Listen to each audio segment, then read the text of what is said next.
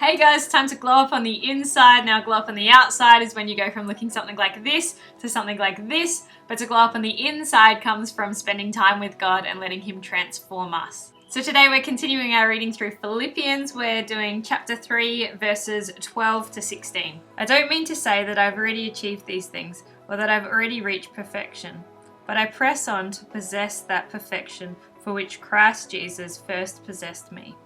No, dear brothers and sisters, I've not achieved it, but I focus on one thing, forgetting the past and looking forward to what lies ahead.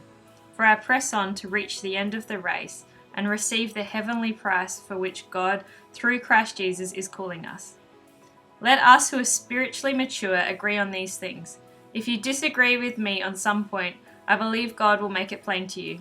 But we must hold on to the progress we have already made. Yesterday we learned about righteousness and that we can be made totally righteous because of what Jesus has done, not because of what we have done.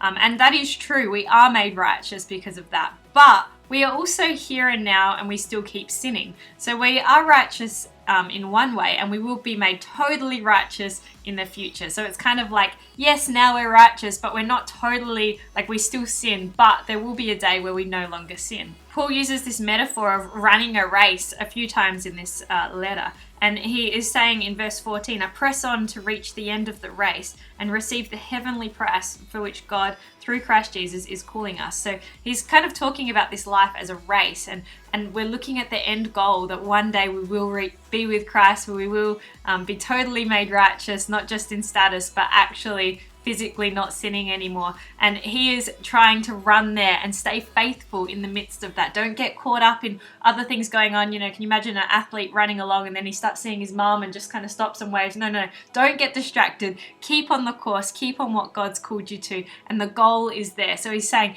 fix your eyes into what really matters. Where are God's promises? What has He promised? What actually matters in this life? Doesn't matter to, have a good job or to have lots of money, or all of those other things don't really matter. What really matters is what God has for us. I'm not saying that you shouldn't care about those things at all, but I'm saying, where is your hope? Fix your eyes on the end goal, on what God has promised for you.